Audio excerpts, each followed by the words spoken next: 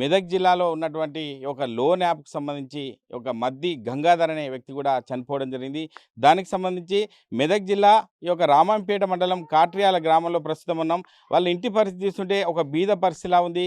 వారందరిని చూస్తే దీన పరిస్థితి. అతనికి ఇద్దరు కుమారులు మనీష్, నిహాల్ సంబంధించిన ఇద్దరు కుమారులు ఉన్నారు. భార్య కూడా చదువుకొని రాని పరిస్థితి ఉంది. ఎందుకంటే వారికి ఈ యొక్క లోన్ యాప్ విషయంలో మాకు ఎటువంటి సమాచారం లేదు. లోన్ యాప్ తీసుకుంటే గతంలో ఉంటే కూడా ₹1,20,000 కూడా కట్టడం జరిగింది. కానీ ఇటువంటి లోన్ యాప్లు మభ్యపెడుతూ నా కొడుకును సైతం ఈ యొక్క చనిపోయే పరిస్థితికి లోన్ యాప్ ఉండడం వల్లనే ఇట్లా జరిగిందని చెప్పి కుటుంబ సభ్యులు కూడా అందరూ వాపోతున్న పరిస్థితి ఉంది. మనం చూడొచ్చు కుటుంబ సభ్యులకు సంబంధించి చూసుకున్నట్టయితే కుమారుడు 4 సంవత్సరాలు, చిన్న కుమారుడు 2 సంవత్సరాలు ఉన్న పరిస్థితి మనం చూస్తున్నాం. చూస్తుంటే దానికి సంబంధించి తల్లిదండ్రులు కూడా ఇక్కడ ఉన్నారు. తమ్ముడు ప్రశాంత్ కూడా ఉన్నారు. ఎందుకంటే లోన్ యాప్ వల్లనే నా అన్నను కోల్పోయానని చెప్పి ప్రశాంత్ ఆవేదన వ్యక్తం చేస్తున్న పరిస్థితి. ఎందుకంటే ఈ లోన్ యాప్ ఇవ్వకపోతే మా అన్నను బతికించుకునే వాళ్ళము. కానీ ఇటువంటి పరిస్థితులు ఎవరికి కూడా రావద్దు. ఇటువంటి సందర్భాలను బట్టి వారిని ఒక భార్య అన్నటువంటి ఆమెను అడిగి తెలుస్తుంది. అన్నపూర్ణ చెప్పండి, అంటే గతంలో లోన్ యాప్ తీసుకున్నప్పటి నుంచి ఏం చెప్తుండేవాడు ఇంటి దగ్గర మీతోని? మాకేం తెలియదు సార్. అప్పుడు తీసుకుంటూ డబ్బులు కట్టేసినాము. మళ్ళీ ఇప్పుడు తీసుకుంది తెలియదు. ఆ బాధ భరించలేక తాగి చనిపోయాడు. అంటే ప్రతిరోజు ఎప్పుడన్నా దీనికి సంబంధించి ఎందుకు తీసుకున్నాడు, ఏం చెప్పేవారు మీతోని? తెలియదు సార్. దానికోసం తెలియదు. ఎప్పుడు తీసుకుంటో తెలియదు. దేనికోసం తీసుకుంటో మాకు తెలియదు. ఫోన్ గురించే తెలియదు. భరింపలేక చనిపోయాడు మందు. ఓకే, అంటే ఇది పరిస్థితి చూస్తుంటే ప్రశాంత్ చెప్పండి, అంటే ఒక సొంత అన్నను కోల్పోయిన పరిస్థితి, చిన్న పిల్లలు ఉన్నారు, ఏం చెప్తావు? అంటే ఆ విషయంలో మీతో ఏం డిస్కస్ చేసేవాడు, ఏంది పరిస్థితి అప్పటి పరిస్థితి? అంటే ఇంతకుముందుకు ఒకసారి 1,20,000 వరకు చేసిండు. అప్పుడు అంటే నేను పర్సనల్గా తీసుకున్న యాప్లలో తీసుకున్న అవి అయింది, నాకు ప్రెజర్ అవుతుందని చెప్పి ఒకసారి డిస్కషన్ చేసిండు. అప్పుడు ఏం చేసినంటే మేము అందరం కలిసి ఆ 1,20,000 ఆయన అకౌంట్కి ప్లస్ హ్యాండ్కి ఇచ్చేస్తే అవన్నీ నేను సెటిల్ చేసేసుకున్నా. మళ్ళీ ఫర్దర్గా నేను ఏం చెయ్యని చెప్పేసినాడు. తర్వాత నేను మధ్యలో కూడా అడిగిన ఏమన్నా మళ్ళీ ఏమైనా రిపీట్ చేస్తున్నావా అవుతుందంటే నేను ఏం చేయలేను, నాకు ఇప్పుడు అంతా పీస్ఫుల్గానే ఉన్నది, ఓన్లీ శాలరీ మీద డిపెండ్ అయ్యి బాగానే ఉంటున్నా.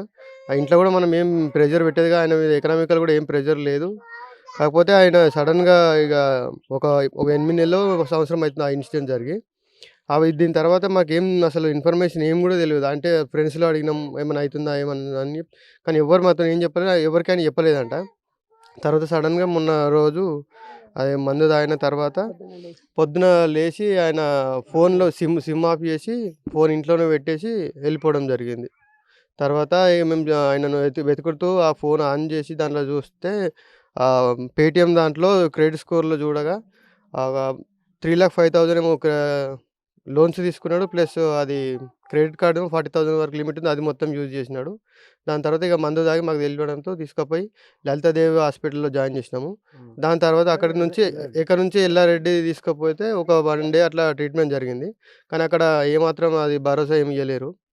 దాని ద్వారా అక్కడ వేస్ట్ అయిందని చెప్పి వాళ్ళకి ఎట్లయినా బతకడు మనిషి, జస్ట్ మీరు గవర్నమెంట్ హాస్పిటల్కి తీసుకుపోయి చివరి వరకు వెయిట్ చేయడమే ఇక చేయాల్సింది, ఏం లేదు అని చెప్తే నిజామాబాద్ హాస్పిటల్ తీసుకుపోయాం.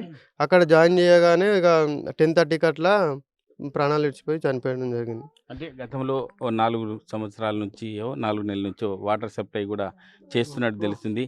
అంటే ఆయన జీవన విధానంలో ఎట్లా ముందుకెళ్ళేవాడు? ఎందుకంటే ఈ లోన్ యాప్ తీసుకోక ముందుకు ఎట్లా ముందుకెళ్ళేవాడు అతను?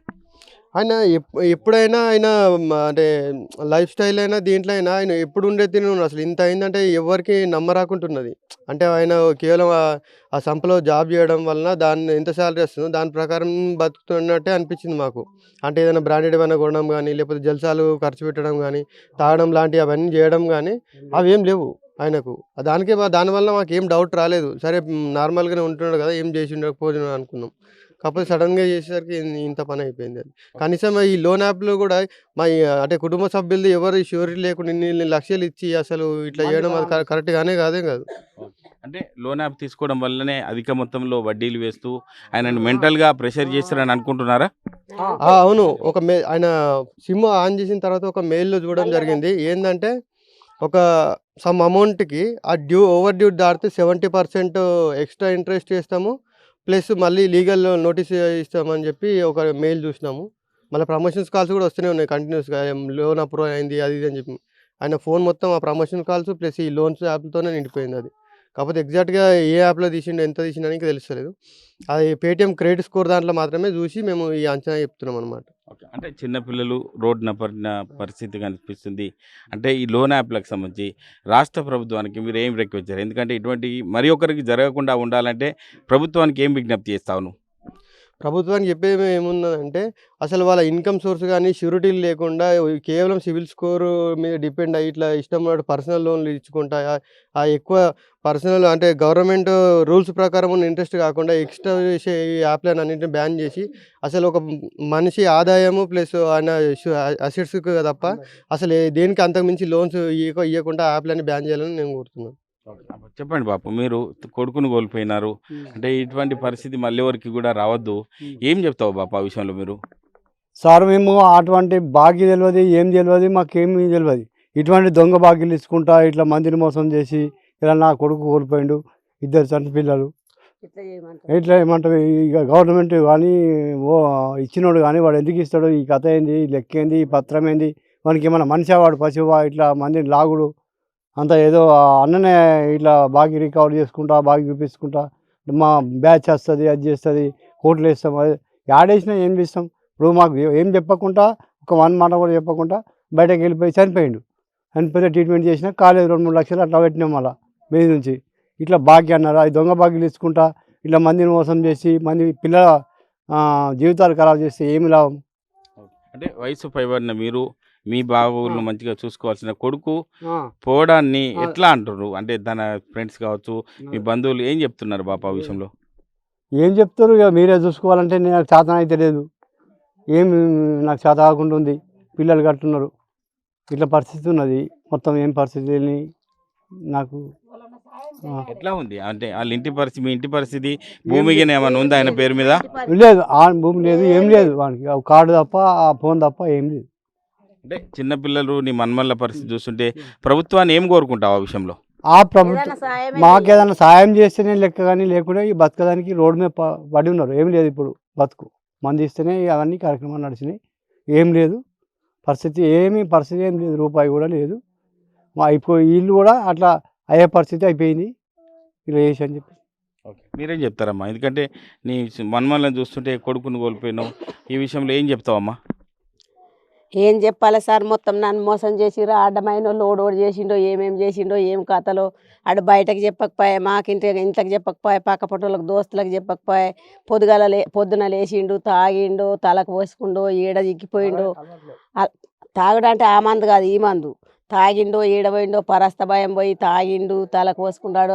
ఈ చెత్త గుడక దొరకదేమని రోడ్డుకి వచ్చిండు.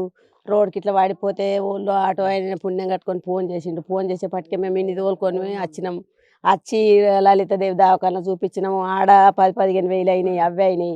మళ్ళీ ఆడికెళ్ళి తోలుకపోయినాం. మళ్ళీ ఆడికెళ్ళి తోలుకపోతే ఆ ఊరికి అదే ఊరు ఎల్లారెడ్డిపేటకు తోలుకపోయినాం. ఎల్లారెడ్డిపేటకు తోలుకపోతే పోయిన నుంచి 40,000 నుంచి మొదలుపెడితే 30,000 నుంచి మొదలు పెడితే 24 గంటల వరకల్లా 2,70,000 అయినాయి. అట్లా అయినా మేము పెడతామేమో, ఏ బాధనో నీ అసంటోళ్ళ కాలు పట్టుకొని పెడతామేమో అనుకున్నాం. అయినా తక్కకపోతే వాళ్ళకు చేజిక్కలేదనుకో, చేజిక్కకపోతే మళ్ళీ ఇక తోలుకపోండ్రి ఏదైనా చూపించుకోరు అంటే మళ్ళీ ఆడికెళ్ళి నిజామాబాద్కు తోలుకపోయినాం.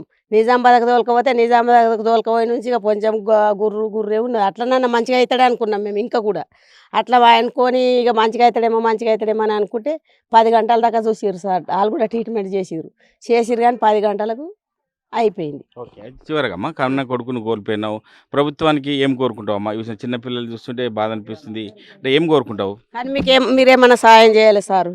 మేము బతికేదానికి, మా గుడక బతికేదానికి రెక్కలు లేవు. ఆ పిల్లలు ఎట్లా వేయించాలి, ఆ కోడల్ని ఎట్లా చేత పట్టాలి, ఈ సంసారం ఎట్లా తీయాలి సార్. మీరే గాయించి మాకు ఏదైనా సాయం చేయరు. అంతే సార్, మీకు ఇది పరిస్థితి. అంటే ఇక్కడ చూస్తుంటే దీన పరిస్థితి ఉంది. 2 పిల్లలు, ఒక కొడుకు మనీష్, నిహాల్ సంబంధించిన 2 కూడా చిన్న పిల్లలుగా ఉన్నటువంటి పరిస్థితి. ఎందుకంటే లోన్ యాప్ల పేరుతో మమ్మల్ని మభ్యపెట్టి మా కొడుకును అధిక వడ్డీలు ఇచ్చి ఈ యొక్క లోన్ యాప్ విషయంలో మా కొడుకును కోల్పోయినాం. ఇప్పటికైనా రాష్ట్ర ప్రభుత్వం ఇటువంటి యాప్లపై చర్యలు తీసుకోవాలి. ఎవరికి తెలియకుండా యాప్లకు ద్వారా బలి చేసి నా కన్న కొడుకును, నన్ను పోషించాల్సిన కొడుకు ఇప్పుడే నా కళ్ళ ముందే పోవడాన్ని నేను తీవ్రంగా జీర్ణించుకోలేకపోతున్నా అని చెప్పి తండ్రి కిషన్తో పాటు ఈ యొక్క భార్య అన్నపూర్ణ కూడా ఆవేదన పడుతున్న పరిస్థితి. ఏదైనప్పటికీ ఇటువంటి సంఘటన మెదక్ జిల్లాలో ఇప్పుడు తరచూ జరుగుతూనే ఉన్నాయి. ఇటువంటి ఎవరికి రాకుండా ఉండాలి. నా కొడుకు జరిగినట్టు ఇంకోరికి జరగద్దు. ఖచ్చితంగా వీటిపై చర్యలు తీసుకొని ముందుకెళ్ళాలి. రాష్ట్ర ప్రభుత్వాన్ని మొరపెట్టుకున్న పరిస్థితి మనం చూస్తున్నాం. కెమెరామెన్ ఎల్లూరుతో మహేష్, RTV, మెదక్ జిల్లా. మరిన్ని వీడియోస్ కోసం ఛానల్ ని సబ్స్క్రైబ్ చేయండి. లేటెస్ట్ అప్డేట్స్ కోసం వాట్సాప్ ఛానల్ ని ఫాలో అవ్వండి. ఆ లింక్ డిస్క్రిప్షన్ లో ఉంది.